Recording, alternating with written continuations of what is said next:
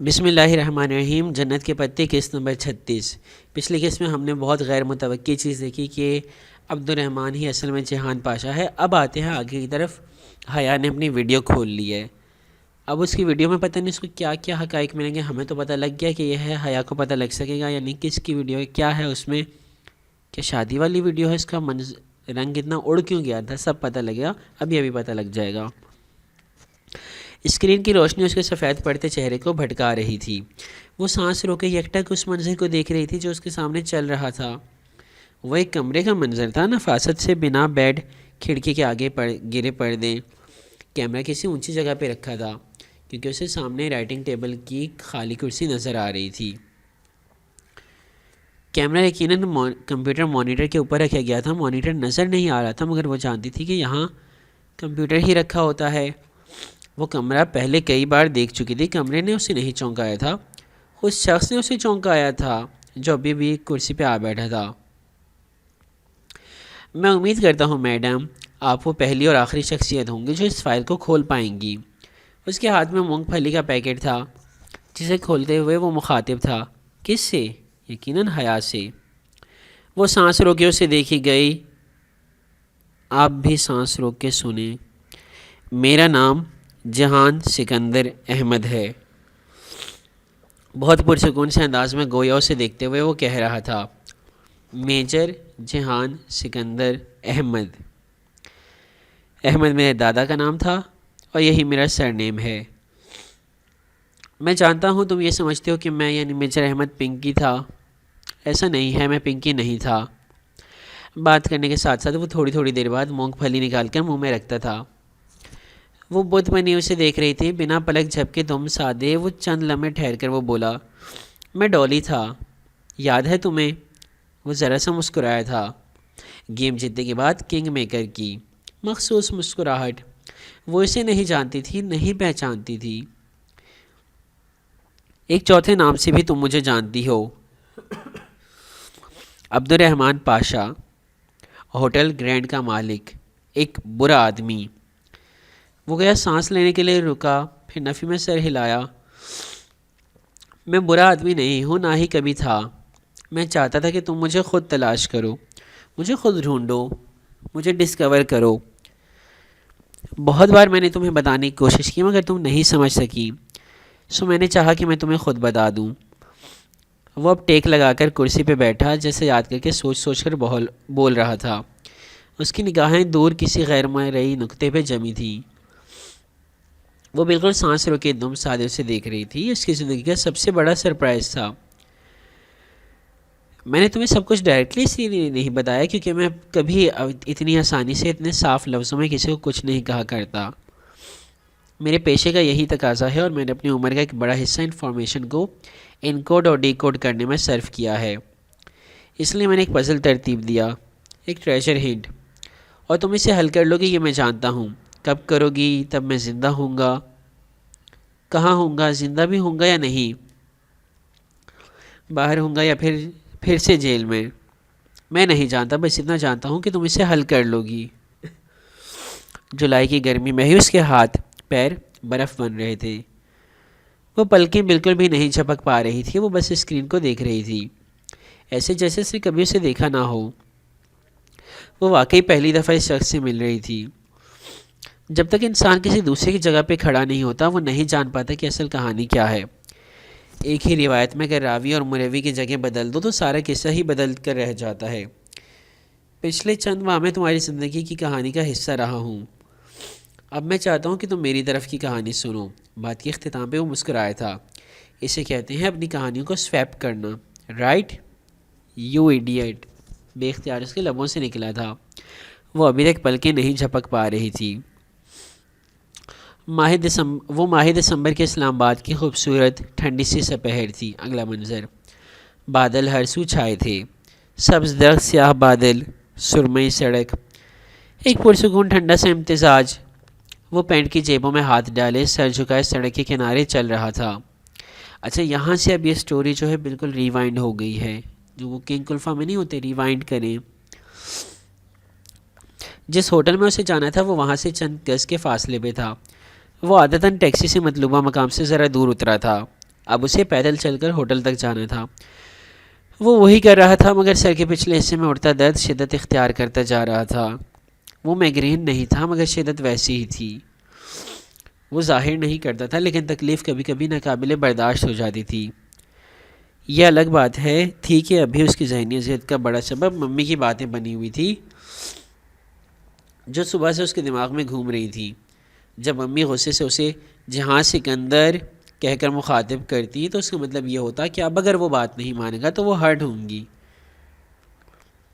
ایسے مواقع کم آتے تھے، مگر جب آتے تو اسے دکھی کر جاتے۔ تب اس کے پاس بات ماننے کے سوا کوئی چارہ نہیں ہوتا تھا۔ آج بھی نہیں تھا۔ آج تو ممی نے کال کے اختتام پہ تانا بھی دے دیا تھا، جہاں سکندر تو مجھ سے زیادہ اپنے باس کی مانتے ہو۔ مجھے اب یہی لگا ہے۔ ہوٹل کا بیرونی گیٹ سامنے تھا۔ وہ چھوٹے چھوٹے قدم اٹھاتا اندر داخل ہوا۔ اسے کسی نے نہیں روکا، البتہ آج معمول سے زیادہ سیکیورٹی نظر آ رہی تھی۔ انٹرنس کینوپی کی طرف جاتے ہوئے وہ محتاط نظروں سے اطراف کا جائزہ لے رہا تھا۔ یقیناً ہوٹل میں کوئی خاص تقریب ہونی تھی، جس کی وجہ سے سیکیورٹی عام دنوں سے کہیں زیادہ تعینات کی گئی تھی۔ ابھی وہ انٹرنس سے ذرا دور تھا جب اس کا موبائل بجا۔ وہ رکا اور سیاہ جیکٹ کی جیب سے موبائل نکالا۔ اس کا سلور اسمارٹ فون جو کچھ عرصہ قبل اسے دیا گیا تھا، جس میں لگے بے حد بیش قیمت سرویلنس نگرانی کرنے والے آلات اس کی قیمت کو اسی ماڈل کے کسی بھی فون سے کئی گنا زیادہ بنا چکے تھے، اور وہ جانتا تھا کہ موجودہ کام ختم ہوتے ہی اسے یہ سب واپس کرنا ہوگا۔ سیکرٹ فنڈ کی ایک ایک پائی کا حساب اور جسٹیفیکیشن انہیں ہی دینی پڑتی تھی۔ مسز پارٹنر، اسکرین پہ انعام جل بجھ رہا تھا۔ وہ عادتاً کبھی بھی نمبرز لوگوں کے اصل ناموں سے محفوظ نہیں کرتا تھا۔ حماد پارٹنر کے نام سے اور اس کی منگیتر ثانیہ جو ان کے ساتھ ہی کام کرتی تھی مسز پارٹنر کے نام سے اس کے فون میں موجود تھی۔ ہیلو، اس نے فون کان سے لگایا۔ پہلے دوسرے کو بولنے کا موقع دینا بھی اس کی عادت بن چکی تھی، بہت سی عادات جو ان 12 سالوں نے اسے دی تھی۔ تم کہاں ہو؟ میں لابی میں تمہارا انتظار کر رہی ہوں۔ بس آ رہا ہوں۔ اس نے موبائل بند کر کے جیکٹ کی جیب میں رکھا اور داخلی دروازے تک آیا۔ گارڈ نے کافی رکھائی سے اس سے شناخت طلب کی۔ آج واقعی حد سے زیادہ سختی تھی۔ ایسے مواقع پہ جو کم ہی آتے تھے وہ اپنی اصل شناخت ہی دکھایا کرتا تھا۔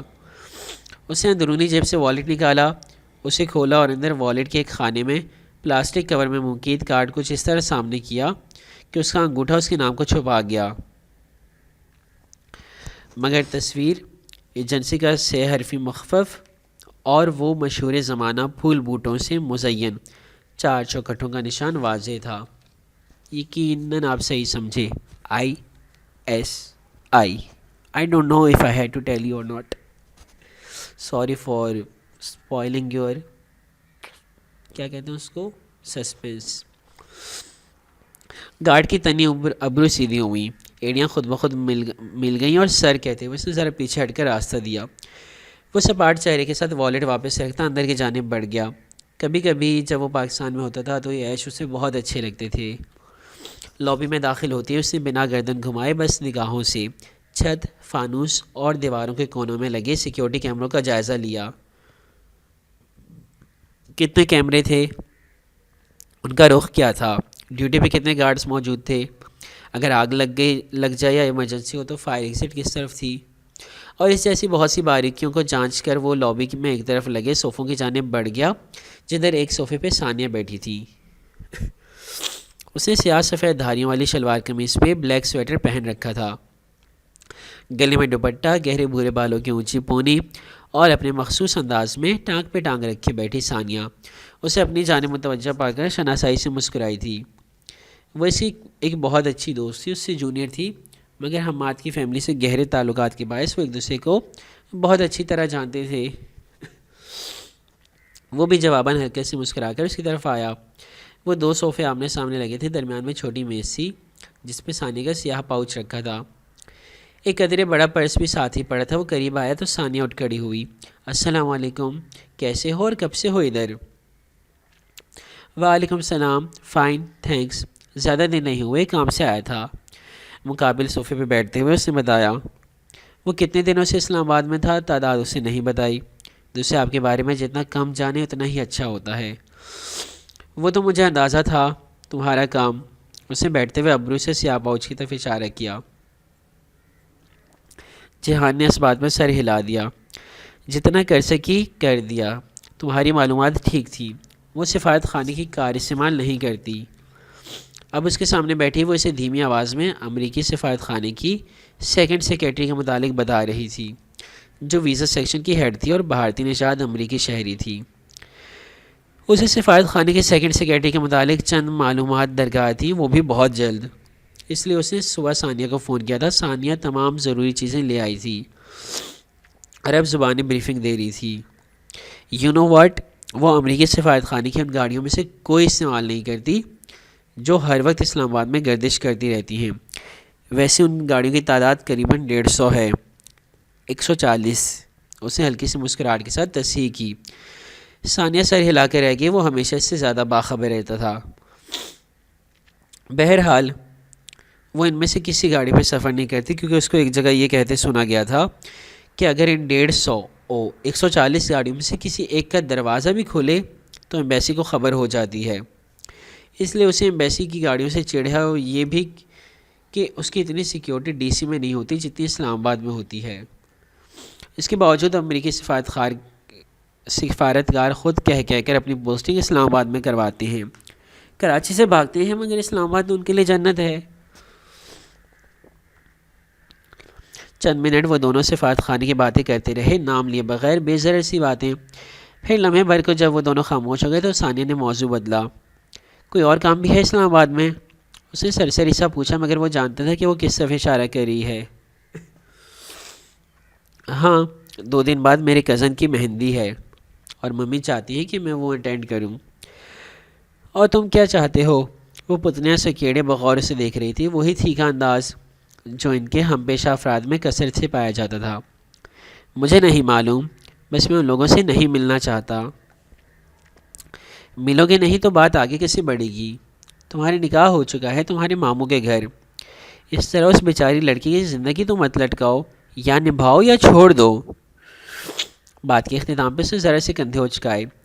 جہان نے زخمی نگاہوں سے اسے دیکھا۔ ثانیہ کے لیے تبصرہ کرنا کتنا آسان تھا۔ چھوڑ ہی تو نہیں سکتا، ممی بہت ہرٹ ہوں گی۔ ایک ہی تو صورت ہے کہ وہ اپنے بھائیوں کے ساتھ پھر سے ایک ہو جائیں۔ یہ راستہ میں کیسے بند کر دوں؟ تو پھر نبھاؤ۔ کتنے عرصے سے تم اس بات کو لٹکا رہے ہو؟ جا کر مل لو نا اپنے ماموں سے۔ میں ان کے گھر جاؤں، ان سے ملوں، ان کے ساتھ تعلقات پھر سے استوار کروں۔ میرا دل نہیں چاہتا یہ سب کرنے کو۔ اس نے بے بسی سے سر جھٹک کر کہا تھا، اپنے ملک میں اپنے دوستوں کے ساتھ بس یہی وہ مقام تھا جہاں وہ اپنے دل کی بات کہہ دیا کرتا تھا۔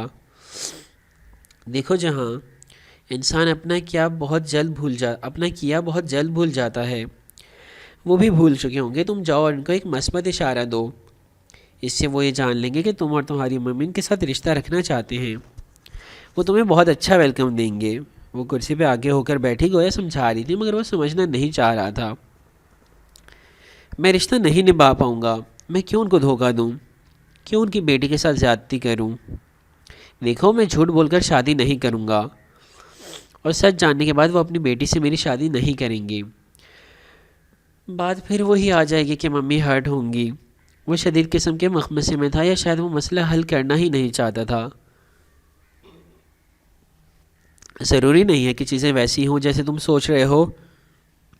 تم انہیں بتانا کہ تم کیا جاب کرتے ہو، اس کی کیا پیچیدگیاں ہیں، کیا مجبوریاں ہیں، اور یہ کہ تم یہ جاب چھوڑ نہیں سکتے۔ مجھے یقین ہے کہ انڈرسٹینڈ کریں گے۔ جہان نے نفی میں سر ہلایا۔ لابی میں پس منظر میں دھیما سا بجتا میوزک جیسے ایک دم سے بہت تلخ ہو گیا تھا۔ تم میرے ماموں کو نہیں جانتی، وہ ذرا سی بات پہ ایشو بنانے والے لوگ ہیں۔ وہ اس بات کو ایشو بنا لیں گے کہ ہم نے پہلے انہیں بے خبر کیوں رکھا، اتنے سال میں کبھی ان سے ملنے نہیں آیا، وغیرہ وغیرہ۔ اپنے تمام رویے، سب تلخ باتیں سب بھلا کر وہ پھر سے ممی پہ چڑھ دوڑیں گے، اور یہ نتیجتاً ممی ہرٹ ہوں گی۔ میں ان کو مزید دکھی نہیں ہوتے دیکھ سکتا۔ اب میں کیا کروں، میری سمجھ میں نہیں آ رہا۔ ثانیہ چند لمحے خاموشی سے اسے دیکھتی رہی، پھر آہستہ سے بولی، جہان، اگر ہر چیز بالکل ویسے ہو جیسے تم کہہ رہے ہو، اور وہ واقعی تمہاری ممی کو پھر سے ہرٹ کریں تب بھی وہ اتنی مضبوط ہیں کہ بہادری سے مقابلہ کر سکیں، اور یہ بات تم اچھی طرح جانتے ہو۔ تم صرف اور صرف اپنے رویے کی صفائیاں دے رہے ہو، اصل وجہ یہ نہیں ہے۔ تم بتاؤ کیا ہے اصل وجہ؟ اس نے سنجیدگی سے ثانیہ کو دیکھتے ہوئے پوچھا۔ وہ جانتا تھا کہ وہ ٹھیک کہہ رہی تھی، پھر بھی وہ اس کے منہ سے سننا چاہتا تھا۔ اصل وجہ یہ نہیں ہے کہ جو تم کہہ رہے ہو، کیونکہ میں تمہیں جانتی ہوں۔ مجھے یقین ہے کہ جب تم انہیں بتاؤ گے کہ تم صرف ایک آرمی آفیسر نہیں بلکہ ایک جاسوس بھی ہو، اور وہ اس پہ رد عمل ظاہر کریں گے، تب بھی تم آدھے گھنٹے میں انہیں مطمئن اور قائل کر لو گے۔ نہیں، میں انہیں قائل نہیں کر سکتا۔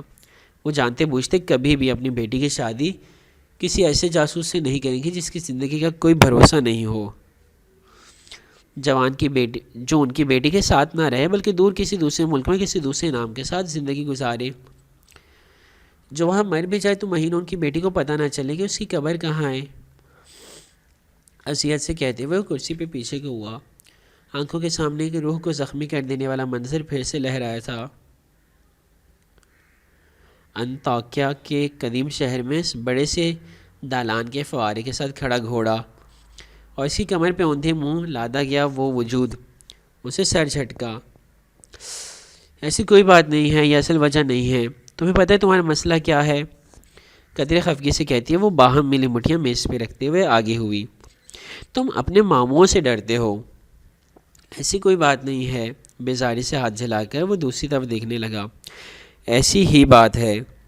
تم اپنے احساس کمتری سے ابھی تک چھٹکارا نہیں پا سکے کہ وہ تمہیں تمہارے ابا کا طعنہ دیں گے اور تم ان کے سامنے سر نہیں اٹھا سکو گے۔ کم آن جہان، اب اس چیز سے باہر نکل آؤ۔ جہان نے جواب نہیں دیا۔ وہ گردن ذرا سی موڑے دائیں طرف دیکھتا رہا۔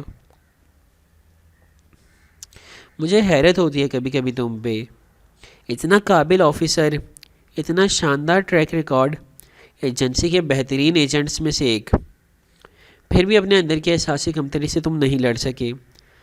تم اپنے ابا کے کسی جرم میں شریک نہیں رہے ہو۔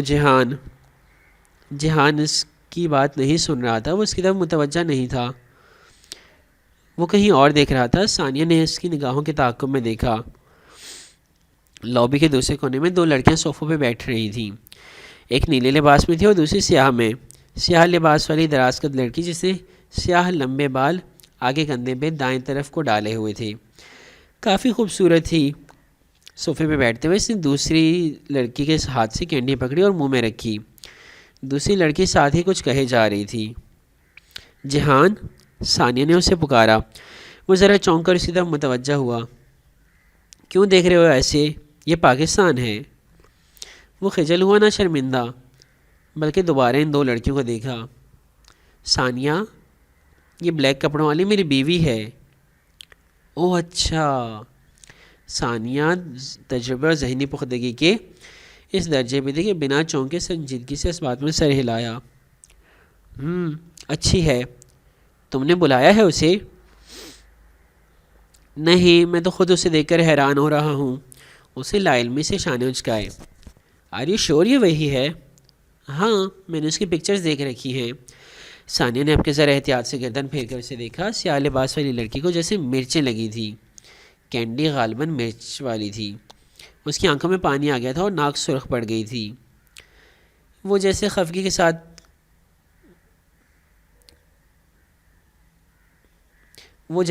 سے ساتھ والی کو ڈانٹنے لگی جو ہنس رہی تھی۔ کیا وہ تمہیں پہچان لے گی؟ معلوم نہیں، میں تصویروں کے معاملے میں احتیاط برتتا ہوں، شاید نہیں۔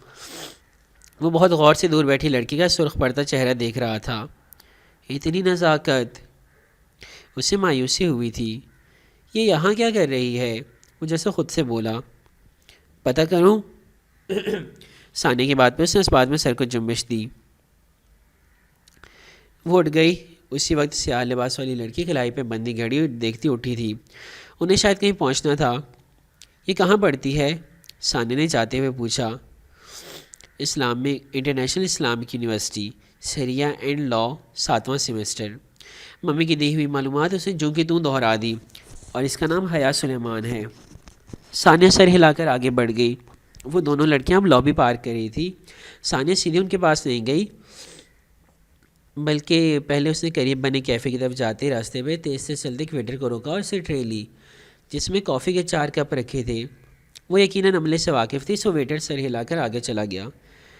ثانیہ ٹرے اٹھایا ان 2 لڑکیوں کی جانب بڑھ گئی جو اب لابی کے آخری سرے تک پہنچ چکی تھی۔ اسے کچھ کہہ کر انہیں روکا۔ وہ دونوں پلٹی تھی۔ اتنی دور سے وہ ان کی گفتگو نہیں سنتا تھا مگر ان کے تاثرات بخوبی دیکھ رہا تھا۔ ثانیہ نے ٹرے اسی لیے پکڑ رکھی تھی تاکہ وہ یہ تاثر دے سکے کہ وہ لابی کے قریب ہی بنے کیفے جس میں سیلف سروس موجود تھی سے اٹھ کر آئی ہے۔ اچھا، اس کیفے کی انٹرنس پہ اگر آپ موجود ہو تو لابی وہاں سے صاف نظر آتی ہے، اور ان سے بات کر کے وہ فوراً واپس جہان کی طرف آنے کے بجائے اندر کیفے میں چلی جائے گی تاکہ وہ لڑکیاں اس طرف نہ دیکھ پائیں جہاں وہ بیٹھا تھا۔ سیاہ لباس والی لڑکیاں چنبے سے نفی میں سر ہلاتے کچھ کہہ رہی تھی۔ ان سے کافی فاصلے پہ بیٹھا وہ انہیں ہی دیکھ رہا تھا۔ دفعتاً اسے احساس ہوا کہ وہ اکیلا نہیں ہے بلکہ دوسرے بھی بہت سے لوگ جو آس پاس سے گزر رہے تھے گردن موڑ کر ایک دفعہ اس پہ نگاہ ضرور ڈالتے تھے۔ اس نے قدرے بے چینی سے پہلو بدلا۔ اسے کیا برا لگا تھا وہ فیصلہ نہ کر سکا۔ چیریٹی لنچ ہے کوئی، اسی لے آئی ہے۔ ثانیہ کو بھیجنے کے بعد کیفے میں چلی گئی تھی، اور اب جب کہ وہ لڑکیاں اندر جا چکی تھی وہ واپس آئی اور صوفے پہ بیٹھتے ہوئے بتانے لگی۔ اس نے اس بات میں سر ہلایا۔ غیر معمولی سیکیورٹی کی وجہ اس کی سمجھ میں آ گئی تھی۔ کیا بات ہوئی؟ وہ سرسری سے انداز میں پوچھنے لگا۔ بس وہی پرانا حربہ کہ آپ کو میں نے اصول الدین ڈپارٹمنٹ میں دیکھا تھا اور متوقع طور پر اس نے مجھے نہیں پہچانا۔ پھر میں نے پوچھ لیا کہ ادھر کس لیے آئی ہیں وہ، سو اس نے بتا دیا۔ اچھی ہے ویسے۔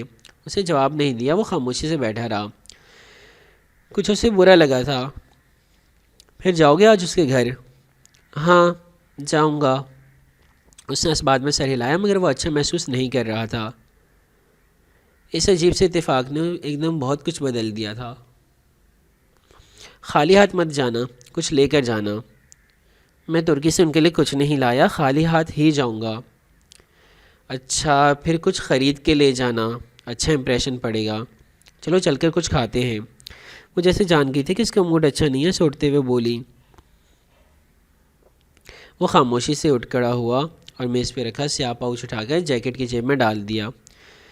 تم اپ سیٹ لگ رہے ہو۔ نہیں بالکل نہیں، وہ زبردستی مسکرایا۔ تم سناؤ کب تک تمہارا منگیتر دوبارہ مجھ جتنا ہینڈسم ہو جائے گا؟ چند سیشن مزید لگیں گے، برن کافی زیادہ تھا۔ بات کا رخ بدلنے پہ ثانیہ اسے حماد کے بارے میں بتانے لگی۔ کچھ عرصے قبل ایک حادثے میں اس کا چہرہ قدرے مسخ ہو گیا تھا، البتہ سرجری سے وہ بہتر ہو رہا تھا۔ وہ بے توجہی سے سنتا گیا، اس کا ذہن وہیں چلا گیا تھا۔ پھر جب ثانیہ چلی گئی تو وہ باہر آ گیا۔ اسلام آباد کی ٹھنڈی سرمئی سڑک کے کنارے چلتے ہوئے اس کے دل و دماغ میں ثانیہ کی باتیں مسلسل گونج رہی تھی۔ اس چیز سے باہر نکل آؤ، تم اپنے ابا کے کسی جرم میں شریک نہیں رہے ہو جہان، اس چیز سے باہر نکل آؤ۔ اذیت کی ایک شدید لہر اس کے اندر اٹھی۔ آنکھوں کے سامنے وہ زخمی کر دینے والا منظر پھر سے لہرایا۔ ثانیہ غلط تھی، ایک جرم میں وہ اپنے باپ کے ساتھ کسی حد تک شریک رہا تھا۔ اگلا منظر، بچپن کی یادیں اس کے ذہن میں بہت ٹوٹی پھوٹی، بکھری، مدھم مدھم سی تھیں۔ باسفورس کا نیلا سمندر، سمندری بگلے، جہانگیر میں واقع ان کا گھر اور دادا، یہ وہ سب تھے جو اس کے بچپن میں اس کے ساتھ تھے۔ دادا ابا کا ساتھ ان میں سب سے زیادہ اثر انگیز تھا۔ وہ اپنے ماں باپ کی اکلوتی اولاد تھا، شادی کے 7ویں برس ملنے والی پہلی اور آخری اولاد، احمد شاہ کا اکلوتا پوتا۔ دادا کاروبار کے سلسلے میں ترکی آیا کرتے تھے۔ وہ فوج سے میجر ریٹائرڈ ہوئے تھے۔ وقت سے قبل ریٹائرمنٹ کی وجہ ان کی خرابی صحت تھی۔ فوج سے باعزت طور پہ ریٹائرمنٹ کے بعد وہ اپنے ایک دوست کے ساتھ کاروبار میں شریک ہو گئے اور تبھی وہ ترکی آئے اور پھر آتے جاتے رہے۔ ترکی میں ان کا علاج جو پاکستان میں ممکن نہ تھا، قدر سستا ہو رہا تھا۔ جب ابا کا تبادلہ ترکی ہوا تو ممی بھی ساتھ آئیں۔ دادا نے تبھی چند پیسے جوڑ کر جہانگیر کے علاقے میں زمین خریدی۔ وہ خوش قسمتی کا دور تھا۔ ابا نے بعد میں اس کا گھر بنوانا شروع کیا، وہ تبھی پیدا ہوا تھا۔ دادا کی گویا آدھی بیماری دور ہو گئی، وہ بہت خوش رہا کرتے تھے۔ باقی بچی آدھی بیماری کے بہترین علاج کی سہولتوں کے باعث وہ استنبول نہ چھوڑ سکے۔ اس وقت سلطنتی ترکیہ اتنی ترقی یافتہ نہیں تھی۔ ابھی پاپا کی حکومت آنے میں کئی دہائیاں پڑی تھیں. پاپا یعنی Tayyip Erdogan, father of the nation. اور کچھ؟ مگر ترکی تب بھی خوبصورت تھا. ابا واپس چلے گئے تھے مگر ممی، دادا اور وہ ادھر ہی رہے. دادا بگڑتی صحت کے باعث کاروبار میں بہت زیادہ فائدہ نہ حاصل کر سکے، سو گھر کے حالات قدرے خراب ہوتے گئے. کچھ عرصہ قبل ہی خوشحالی لٹ گئی. ابا کی تنخواہ پہ گزارا کرنا تو ناممکن سی بات لگتی تھی. تبھی اس نے ممی کو کام تلاش کرتے اور پھر نوکری کرتے دیکھا. تب وہ بہت چھوٹا تھا. وہ عمر جس میں محنت اور مشقت کے معنی سمجھتے بالاتر ہوتے ہیں. ممی ایک فیکٹری میں معمولی ملازمت کرنے لگی تھی. پتہ نہیں وہ کیا کام کرتی تھی، مگر ملک کے برے حالات کے باعث وہ نوکری ان کی تعلیمی قابلیت سے کم ہی تھی.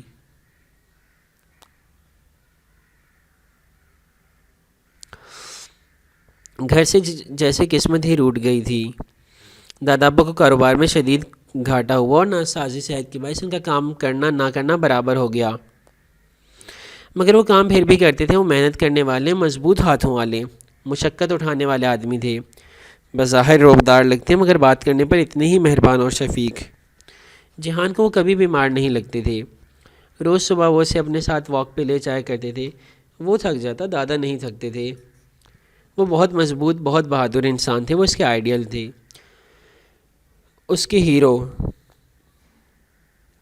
برا وقت کم نہیں ہوا، بڑھتا گیا. تو ایک روز اس نے دادا کو افسردہ دیکھا. جہانگیر والا گھر جو انہوں نے بہت چاہت سے بنوایا تھا انہیں بیچنا پڑ رہا تھا. دادا، ہم وہ گھر کیوں چھوڑ رہے ہیں؟ جب وہ واک کے لیے باہر نکلے تو ان کا ہاتھ پکڑ کر چلتے ہوئے اس نے گردن اٹھا کر ان کو دیکھتے ہوئے پوچھا تھا. انہوں نے ملال سے اسے دیکھا مگر بولے تو آواز مضبوط تھی. یہ گھر بہت بڑا ہے، ہماری ضرورت سے بھی زیادہ. اس کو بیچ کر ہم کوئی چھوٹا گھر لے لیں گے. کیا ہم نیا گھر خریدیں گے؟ نہیں بیٹا، ہم ابھی اس کے متحمل نہیں ہیں. مگر یہ بات تم اپنی ماں سے مت کرنا. تم تو جانتے ہو یہ جان کر وہ غمگین ہوں گی. کیا تم کو راز رکھنے آتے ہیں میرے بیٹے؟ اسے فوراً اس بات میں سر ہلایا. جی دادا، مجھے راز رکھنے آتے ہیں. پھر انہوں نے جہانگیر چھوڑ دیا اور وہ سمندر کنارے قدر خستہ حال جگہ پہ آ بسے. یہاں ان کا گھر چھوٹا اور پہلے سے کمتر تھا. کرائے کا گھر. تب اس کے قریب پھیلا ساحل سمندر آج کی طرح خوبصورت پختہ فٹ پاتھ سے مزین نہیں ہوتا تھا، بلکہ وہاں پتھروں کا کچا پکا سا ساحل تھا. بگلے ہر وقت وہاں پر پڑاتے ہوئے اڑ کر آتے. دادا کہتے تھے استنبول مسجدوں کا شہر ہے، مگر جہان کو وہ ہمیشہ بگلوں کا شہر لگتا تھا. اپنے گھر کی بالکونی سے وہ ان بگلوں کا اکثر دیکھا کرتا تھا. شام میں وہاں بیٹھ کر وہ ان کو یوں شمار کرتا جیسے لوگ تارے شمار کرتے تھے. وہ تھک جاتا مگر بگلے ختم نہ ہوتے. وہ اب بھی صبح دادا کے ساتھ باسفورس کنارے واک پہ جایا کرتا تھا. وہ اپنی بیماری کے باوجود بہت تیز چلا کرتے تھے. جہان بگلوں کے لیے روٹی کا ٹکڑا پکڑے ان کی رفتار سے ملنے کی کوشش میں لگا رہتا مگر وہ ہمیشہ آگے نکل جاتے. پھر رک جاتے اور تب تک نہ چلتے جب تک وہ ان کے ساتھ نہ ملتا. آپ رکتے کیوں ہیں؟ وہ تنک کر پوچھتا. میں چاہتا ہوں کہ میرا بیٹا مجھ سے آگے نکلے، پیچھے نہ رہے. وہ اسے ہمیشہ میرا بیٹا کہتے تھے. بہت بعد میں اسے محسوس ہوا کہ وہ اپنے اصل بیٹے کو بہت پسند نہیں کرتے. ابا عرصے بعد آیا کرتے اور جب بھی آتے دادا کے ساتھ تلخ کلامی ضرور ہو جاتی. ممی اب کسی جگہ سے کپڑوں پہ مختلف قسم کے موتیوں کا کام سیکھتی، ساتھ میں نوکری. ابا ان سے بھی لڑ پڑتے مگر اس نے ہمیشہ اپنی ماں کو صبر شکر کر کے خاموشی سے اپنا کام کرتے دیکھا تھا. وہ ابا کو بہت احسان سے جواب دے کر انہیں خاموش کرا دیتی اور ساتھ ساتھ اپنا کام کرتی رہتی. ممی اور دادا یہ دونوں افراد کبھی فارغ نہیں بیٹھتے تھے. بیکار رہنا یہ لفظ ان کی لغت میں نہیں تھا. بہت بچپن سے وہ ان کی طرح بنتا گیا. اسے کام کی عادت پڑ گئی اور پھر اسے فارغ بیٹھنے کا مطلب بھول گیا. اسے بس اتنا معلوم تھا کہ وہ ورکنگ کلاس لوگ ہیں، انہیں ہر وقت کام کرنا چاہیے. فارغ صرف ان لوگوں کو بیٹھنا چاہیے جو امیر ہوں اور جن کے پاس ہر وقت سہولت میسر ہوں، جیسا کہ اس کے ماموں لوگ.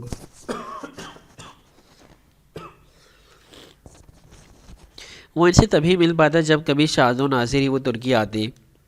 وہ اسے ہمیشہ ناپسند رہے تھے. اس کے دونوں بڑے ماموں روبدار، دمنگ اور مغرور سے تھے۔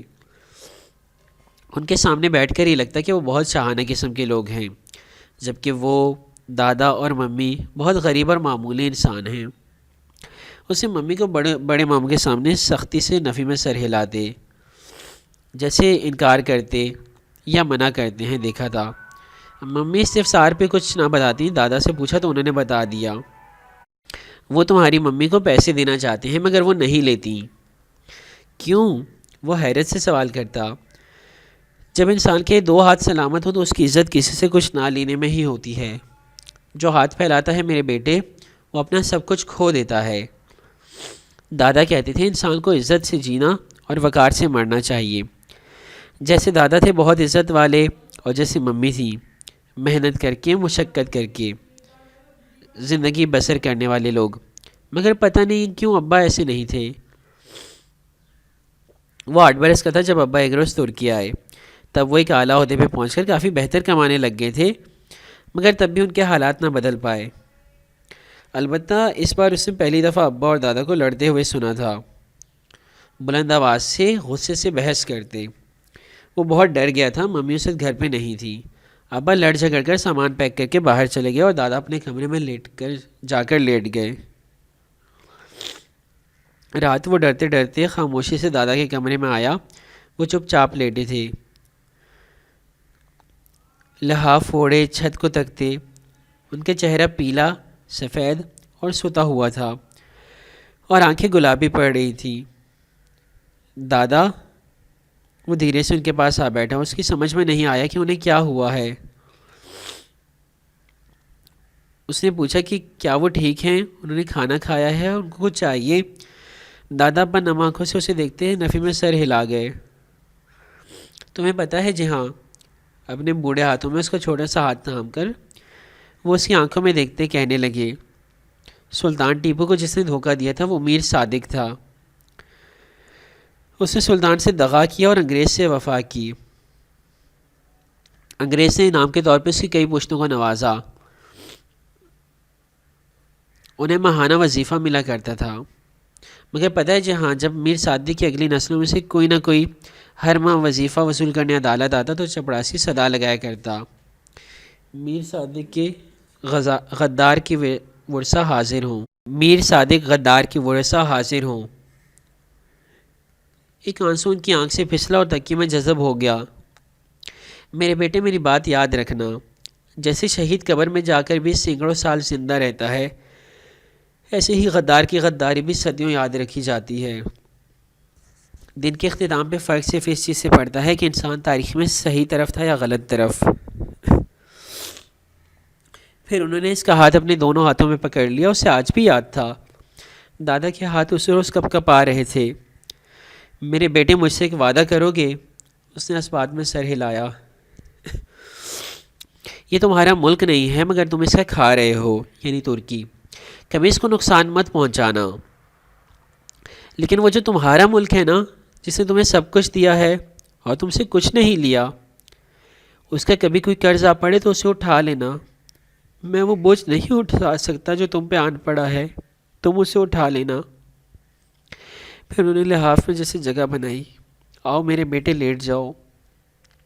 وہ وہی دادا کے بازو سے لگا ان کے لحاف میں لیٹ گیا۔ دادا بہت گرم ہو رہے تھے، ان کا بستر بھی گرم تھا۔ اس کی آنکھیں بند ہونے لگیں، وہ سو گیا۔ صبح وہ اٹھا تو دادا فوت ہو چکے تھے۔ اس روز وہ بہت رویا تھا، ممی بھی بہت روئی تھی۔ اس نے پہلی بار جانا تھا کہ موت کیا ہوتی ہے، موت کی شکل و حیت کیا تھی وہ کچھ نہیں جانتا تھا، سوائے اس کے کہ موت بہت سرد ہوتی ہے، دادا کے جسم کی طرح۔ اس نے بہت بار ان کا ماتھا، ان کی آنکھیں اور ہاتھوں کو چھوا، وہ برف ہو رہے تھے، سرد اور ساکن۔ اسی شام ایک سمندری بگلا ان کی بالکنی میں آ گرا تھا، وہ زخمی تھا۔ جب تک اس نے دیکھا وہ مر چکا تھا۔ جہان نے اسے دونوں ہاتھوں میں پکڑ کر دیکھا، وہ بھی سخت سرد تھا، سرد اور سخت، یہی موت تھی۔ ابا ان کے ساتھ نہیں تھے، وہ کہاں تھے اسے نہیں معلوم تھا، بس ممی اور وہ دادا کو پاکستان لے آئے۔ وہی ان کو دفنایا گیا، وہی وہ ابدی نیند جا سوئی، مگر ابا کا کوئی نام و نشان نہ تھا۔ ممی ان دنوں بہت غمزدہ رہتی تھی، غم بہت سے تھے مگر تب وہ ان کی شدت کو نہیں سمجھتا تھا۔ وہ اپنے بڑے ماموں کے گھر تھا جب ایک روز ممی نے اسے بتایا کہ وہ اس کا نکاح ماموں کی بیٹی سے کر رہے ہیں۔ کیوں؟ اس نے اپنا پسندیدہ سوال کیا تھا۔ کیونکہ کچھ ایسا ہوا ہے کہ شاید ہم پھر یہاں نہ آ سکیں۔ میں چاہتی ہوں کہ تعلق کی ڈور بندھی رہے، میرے بھائی مجھ سے نہ چھوٹیں۔ ممی نے اور بھی بہت کچھ کہا تھا مگر اسے یاد نہیں تھا، اسے صرف دادا کی باتیں یاد تھیں۔ ماموں کا گھر، ممانیاں، ان کے بچے، اسے کچھ بھی اچھا نہیں لگتا تھا۔ وہاں رہ کر اسے مزید احساس دلایا جاتا کہ ان سے کمتر ہے۔ وہ بہت حساس ہوتا جا رہا تھا، اسے یاد تھا وہ اس روز فرقان ماموں کے کچن میں پانی لینے آیا تھا جب اس نے اپنے سے تھوڑے سے بڑے داور کو غصے سے فریج کا دروازہ بند کرتے دیکھا۔ نہیں، مجھے انڈا ہی کھانا ہے۔ سائمہ ممانی اس کو اصرار کر کے منانے کی کوشش کر رہی تھی مگر وہ بگڑے انداز میں ضد کر رہا تھا۔ کیوں انڈے ختم ہو گئے ہیں؟ میرے لیے انڈے کیوں نہیں بچے؟ دفتن اس کی نگاہ دروازے میں کھڑے گہرے بھورے بالوں والے لڑکے پہ پڑی تو اس کی آنکھوں میں مزید غصہ در آیا۔ یہ لوگ ہمارے گھر کے سارے انڈے کھا جاتے ہیں، یہ کیوں آئے ہیں ہمارے گھر؟ بس کر دو داور، کوفتوں میں ڈال دیے تھے اسی لیے ختم ہوئے، میں منگوا دیتی ہوں ابھی۔ ممانی نے پتہ نہیں اسے دیکھا تھا یا نہیں مگر وہ فوراً پلٹ گیا۔ اسے اپنے اندر سے ایک ہلکی سی آواز آئی تھی جو انڈے کو ضرب لگا کر توڑنے کی ہوتی ہے، جو کسی کی عزت نفس مجروح کرنے کی ہوتی ہے۔ اس روز کھانے میں نرگسی کوفتے بنے تھے، اسے کوفتوں میں انڈے دکھائی دیے تو اس نے پلیٹ پرے کر دی۔ رات کو بھی اس نے کھانے نہیں کھایا، اب اس کا اپنے ماموں کے گھر کسی بھی شے کو کھانے کا دل نہیں چاہتا تھا، انڈے تو کبھی بھی نہیں۔ ممی رات کو بہت حیرت سے وجہ پوچھنے لگی تو اس نے صاف صاف وہ بتا دیا جو صبح ہوا تھا۔ ممی چپ ہو گئیں، پھر انہوں نے اسے توس اور اس کے ساتھ کچھ اور لا دیا۔ جتنے دن وہاں رہے اس نے انڈوں کو ہاتھ تک نہیں لگایا۔ ممی نے ایک دفعہ بھی اصرار نہیں کیا۔ وہ پہلے سے بھی زیادہ غمزدہ لگتی تھی۔ وہ واپس آئے تو چند روز بعد ابا بھی آ گئے۔ وہ اب ان کے ساتھ رہتے تھے مگر گھر کا ماحول بہت تلخ اور خراب ہو گیا تھا۔ ممی اور ابا کی اکثر لڑائی ہو جاتی، ابا ہی بولتے رہتے، ممی تو خاموشی سے کام کیے جاتی۔ اس نے بھی اپنی ماں کی عادت اپنا لی، وہ بھی خاموشی سے ممی کا ہاتھ بڑھاتا رہتا۔ پھر جلد ہی انہوں نے استنبول چھوڑ دیا۔ صرف ایک گھر ایک شہر نہیں، انہوں نے بہت سے گھر اور بہت سے شہر بدلے۔ وہ جیسے کسی سے بھاگ رہے تھے، کس سے اور کیوں وہ نہیں جانتا تھا مگر اس نے ابا کو پھر ہمیشہ پریشان اور مضطرب ہی دیکھا۔ زیادہ عرصہ نہیں گزرا، وہ 10 برس کا تھا جب اس نے جان لیا کہ ابا کس سے بھاگتے تھے، اور یہ کہ اس نے تب جانا جب اس نے دنیا کا سب سے خوبصورت آدمی دیکھا۔ ان دنوں وہ انطاکیہ میں تھے، ابا کے ایک دوست کے فارم ہاؤس میں، 2 کمرے ان کے پاس تھے۔ ممی لوگوں کے باڑے اور کھیت میں کام کرتی تھی۔ وہ فصل کے دن تھے، انطاکیہ میں کٹائی کے موسم کی خوشبو بسی تھی۔ فارم کی چھت پر چڑھ کر دیکھو تو دور شام کی سرحدی باڑ دکھائی دیتی تھی۔ وہ اکثر وہاں سے شام کی سرزمین کو دیکھا کرتا تھا مگر اس رات وہ سو رہا تھا جب اس نے وہ آواز سنی۔ وہ ایک دم اٹھ بیٹھا، ممی ادھر نہیں تھی۔ ان کو آج رات دیر تک فصل کا کام نپٹانا تھا، وہ جانتا تھا۔ پھر آواز کس کی تھی؟ جیسے کوئی درد سے چلایا تھا۔ آواز 7 والے کمرے سے آئی تھی۔ وہ فوراً بستر سے اترا۔ وہ ڈرا نہیں، وہ میجر احمد شاہ کا بہادر پوتا تھا۔ اسے سلیپر پہنے اور دروازہ کھول کر باہر آیا۔ دوسرا کمرہ جو سامان کے لیے استعمال ہوتا تھا، اس کی بتی جلی ہوئی تھی۔ جہان نے اس کا دروازہ دھکیلا تو وہ کھلتا چلا گیا۔ اندر کا منظر بہت بھیانک تھا۔ کمرے میں چیزیں ادھر ادھر بکھری تھیں جیسے بہت دھینگا مشتی کی گئی ہو۔ ابا ایک کونے میں شل سے کھڑے تھے، ان کے ہاتھ میں ایک چاقو تھا جس کے پھل سے خون کے قطرے ٹپ ٹپ گر رہے تھے۔ وہ خود بھی جیسے شاک سے ہوئے سامنے فرش پہ دیکھ رہے تھے جہاں کوئی اوندھے منہ گرا ہوا تھا۔ ابا، اس نے پکارا۔ جیسے کرنٹ کھا کر انہوں نے سر اٹھایا، اسے دیکھ کر ان کی آنکھوں میں خوف در آیا۔ انہوں نے گھبرا کر چاقو پھینکا۔ یہ میں نے نہیں، یہ مجھے مارنا چاہتا تھا، میں کیا کرتا؟ میرا بد سی صفائیاں دیتے وہ آگے آیا اور جلدی سے دروازہ بند کیا۔ جہاں پھٹی پھٹی نگاہوں سے فرش پہ اوندھے منہ گرے شخص کو دیکھ رہا تھا۔ بلکہ نہیں، وہ اس خون کو دیکھ رہا تھا جو اس کے اوندے گرے جسم کے نیچے کہیں سے نکلتا فرش پہ بہہ رہا تھا۔ جہان، میری بات سنو میرے بیٹے، ابا نے بہت بے چارگی سے اسے کندھوں سے تھام کر سامنے کیا۔ ان کا میرے بیٹے کہنے کا انداز بالکل بھی دادا جیسا نہ تھا۔ یہ آدمی مجھ سے لڑ رہا تھا، میرے پاس کوئی دوسرا راستہ نہ تھا سوائے اس کے کہ میں اس کو روکوں، ورنہ یہ مجھے پاکستان لے جاتا۔ میرے بیٹے، تم یہ بات کسی کو نہیں بتاؤ گے، ٹھیک ہے؟ اسے خالی خالی نظروں سے انہیں دیکھتے ہوئے اس بات میں سر ہلایا۔ وہ بہت گھبرائے ہوئے لگ رہے تھے۔ تم کسی کو بتاؤ گے تو نہیں؟ اپنے ماں کو بھی نہیں؟ نہیں ابا، مجھے راز رکھنے آتے ہیں۔ اسے خود کو کہتے سنا۔ چلو پھر جلدی کرو، اس جگہ کو ہمیں صاف کرنا ہے اور اس کی لاش کو کہیں دور لے کر جانا ہے۔ میں گھوڑا لاتا ہوں، تم تب تک تولیہ لے کر یہ جگہ صاف کر دو۔ اس نے فرمان برداری سے سر اس بات میں ہلایا۔ چند روز پہلے باڑے میں ایک گائے زخمی ہو کر مر گئی تھی، اس کا خون جو دیوار پہ لگ گیا تھا اس نے صاف کیا تھا ممی کے ہمراہ، ابھی وہ کر لے گا۔ میں ابھی آتا ہوں۔ ابا تیزی سے باہر نکل گئے۔ اسے لگا شاید وہ اب کبھی واپس نہ آئے، جیسے دادا نہیں آئے تھے۔ پہلی دفعہ اسے محسوس ہوا تھا کہ اس کو ابا پہ بھروسہ نہ تھا، مگر کام تو اسے کرنا تھا۔ وہ بھاگ کر 2-3 تولیے لے آیا اور پنجوں کے بل پکے فرش پہ جھکا خون صاف کرنے لگا۔ وہ باڑے کی گائے نہیں تھی، وہ انسان تھا، کوئی جیتا جاگتا وجود جو اب لاش بن چکا تھا۔ چند لمحے بعد ہی وہ شدید خوف کے زیر اثر آنے لگا۔ اس کے ہاتھوں میں لرزش آ گئی، مگر کام تو اسے کرنا تھا۔ چند ثانیے بعد کسی خیال کے تحت اسے خون سے تر تولیہ چہرے کے قریب لے جا کر سونگا، پھر ناک کے سوندے منہ گرے وجود کے اوپر جھکا کر سانس اندر کو کھینچی۔ اس آدمی کے وجود سے خوشبو اٹھ رہی تھی، ایسی خوشبو جو اسے کبھی نہیں سونگھی تھی۔ ہاں، بہت پیاری خوشبو۔ وہ خوشبو دھیرے دھیرے اس کا خوف زائل کر گئی۔ وہ بہت زور لگا کر اس آدمی کو سیدھا کیا، پھر اس کے سینے پہ جہاں سے خون ابل رہا تھا تولیہ زور سے دبا کر رکھا۔ اپنے سامنے ایک ناش کو دیکھ کر بھی اسے ڈر نہیں لگ رہا تھا، اس لیے نہیں کہ وہ احمد شاہ کا بہادر پوتا تھا، بلکہ اس شخص میں ہی کچھ ایسا تھا جو ہر طرف خوشبو بکھیر رہا تھا۔ اس نے سیاہ پینٹ، سیاہ سویٹر اور سر پہ سیاہ اونی ٹوپی لے رکھی تھی۔ اس کا رنگ سرخ و سفید تھا۔ وہ بہت خوبصورت اور وجیح آدمی تھا۔ سیدھا کرنے پر اس کی ٹھوڑی جو سینے سے جا لگی تھی ذرا اوپر کو ہو گئی تو گردن پہ پسینے کے قطرے نمایاں نظر آ رہے تھے۔ جہان نے اس کے ماتھے پہ ہاتھ رکھا۔ وہ گرم تھا، دادا کے جسم کی طرح ٹھنڈا نہیں، سخت نہیں، اکڑا ہوا نہیں، وہ بہت نرم اور گرم تھا۔ کیا وہ واقعی مر چکا تھا؟ اسی اثنا میں ابا آ گئے۔ وہ پہلے سے زیادہ سنبھلے ہوئے لگ رہے تھے۔ اس کے زخم پہ ایک کپڑا کس کر باندھنے کے بعد ابا اسے گھسیٹتے ہوئے باہر لے گئے۔ وہاں ایک گھوڑا کھڑا تھا، اسے بمشکل گھوڑے پہ اوندا لا کر ابا نے باغ تھام لی۔ وہ بھی ساتھ ہو لیا۔ رات کا وقت تھا، ہر سو سناٹا تھا، محیب تاریکی۔ ابا فارم کی پچھلی طرف آ گئے۔ وہاں بڑے سے کچے صحن کے وسط میں ایک فوارہ بنا تھا۔ ابا 2 بیلچے کہیں سے لے آئے اور زمین کھودنے لگے۔ اس نے بھی بیلچہ تھام لیا، وہ ان کی مدد کرنے لگا۔ کافی دیر بعد جب گڑھا کھد گیا تو ابا نے اس لاش کو بمشکل اتار کر گھڑے میں ڈالا۔ ابا، کیا یہ مر چکا ہے؟ وہ متذبذب تھا، تب بول اٹھا۔ انہوں نے ذرا حیرت سے اسے دیکھا۔ ہاں، یہ مر چکا ہے، نہ سانس ہے نہ دھڑکن۔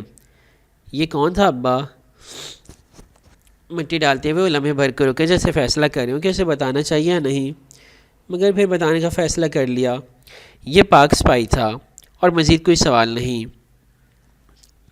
جہان نے اس بات میں سر ہلا دیا۔ وہ مزید کوئی سوال کر بھی نہیں رہا تھا۔ اس کی نگاہیں سیاہ پوش شخص پہ جمی تھی جس پہ ابا اب مٹی گرا رہے تھے۔ بلا شبہ وہ اس دنیا کا خوبصورت ترین آدمی تھا، پاک سپاہی، پاکستانی جاسوس۔ واپسی پہ ابا نے کمال مہارت سے تمام نشانات صاف کر دیے۔ تھوڑی ہی دیر بعد کمرہ یوں ہو گیا جیسے وہاں کچھ ہوا ہی نہ ہو۔ چیزیں درست کرتے ہوئے اسے پتہ نہیں کیوں پھر سے ڈر لگنے لگا تھا۔ جب تک وہ آدمی قریب تھا اس کا سارا خوف زائل ہو گیا تھا، مگر جب وہ دفن ہو گیا تو وہ خوف پھر سے اٹھ کر آ گیا۔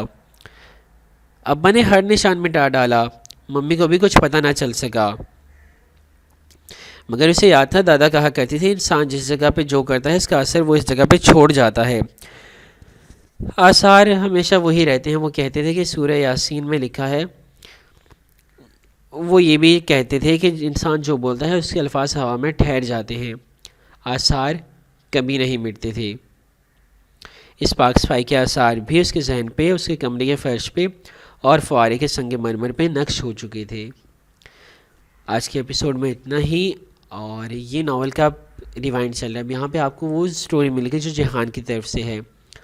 اچھا، اب یہ جو چیزیں ہیں یہ ساری نمرہ ہمیں بتا رہی ہیں، اب مجھے نہیں پتا، واقعی نہیں پتا کہ یہ چیزیں کیا اس ویڈیو میں تھی یا نہیں تھی، اور شاید نہ ہی ہوں۔ تو انشاءاللہ ہمیں اگلے ایپیسوڈ میں پتہ چلے گا کہ کیا ہے، اور تب تک اپنا خیال رکھیے گا، اور پلیز کسی کے ساتھ کچھ ناحق نہ کیجیے۔ اگر آپ کے گھروں میں کچھ لوگ آ کر رہ رہے ہیں، ظاہر سی بات ہے وہ مجبوری کی وجہ سے رہ رہے ہوں گے، خدا را اپنے بچوں کو کہیں کہ کوئی بھی ایسی غلط الفاظ نہ کہیں جس سے ان کو ہرٹ ہو۔ کوئی کسی گھر مجبوری کے بغیر نہیں جاتا۔ اپنا خیال رکھیے، اللہ حافظ۔